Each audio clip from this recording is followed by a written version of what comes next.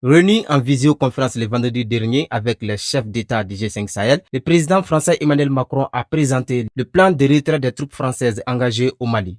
Selon Emmanuel Macron, les bases militaires françaises de Kidal, Tombouctou et Tessalit seront fermées et l'effectif des troupes françaises sera réduit de 5 000 à 2 500 soldats. Selon certains citoyens, cette décision du président français pourrait avoir des conséquences sur la situation sécuritaire de notre pays. La quantité de soldats que le Mali a, je me demande si on pourra bien sécuriser notre nord avec le retrait de la force Barkhane.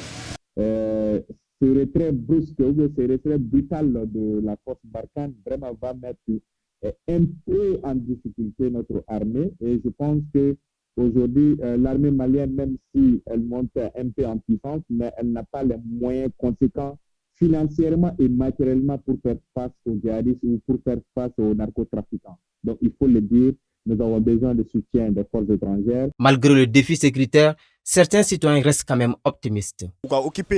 Qu'il équipe bien notre armée, c'est mieux que de compter sur un autre pays.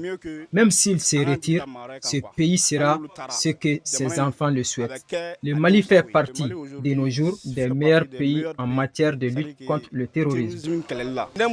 Notre armée a les matériels qu'il faut. Le problème, c'est la France. Donc, que la France se retire définitivement du Mali.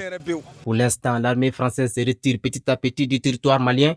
La force Barkhane sera remplacée par la force européenne Takuba. Cette force aura sa base militaire à Niamey et ses actions seront recentrées dans la zone dite des trois frontières entre le Mali, le Niger et le Burkina Faso.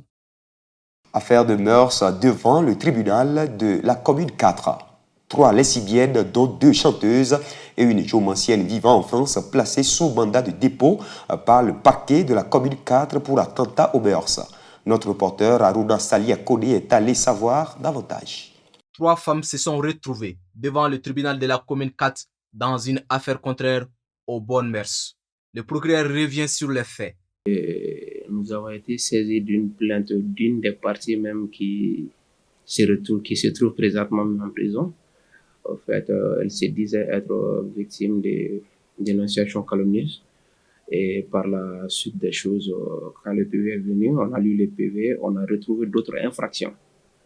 Parce que la plaignante, elle s'est plaignée d'être calomniée par une dame qui est une artiste. Et celle-là, pour sa défense aussi, elle a fait sortir des choses voilà, qui sont contraires aux bonnes mœurs. Voilà, donc à la suite de cela, bon, le parquet a jugé nécessaire de les placer toutes les 3 sous mandat pour outrage à la pudeur. Outrage à la pudeur publique. Outrage à la pudeur publique, un acte puni par le code pénal malien. La sanction va de 3 mois à 2 ans d'emprisonnement et d'une amende de 200 000 à 2 millions de francs CFA. Voilà, c'est ce que la loi a prévu dans le code pénal. Ce genre d'affaires n'est pas le quotidien de notre justice, soutient le procureur Sissoko. Oui, on a l'habitude de l'entendre, mais c'est très rare de retrouver ce genre de cas devant les juridictions. On l'entend sur les réseaux sociaux, on l'entend dans les rues, mais c'est très rare de trouver ce genre d'affaires devant les juridictions. En attendant d'être entendus devant les juges, les 3 personnes bénéficieront de la présomption d'innocence dans cette affaire de mœurs.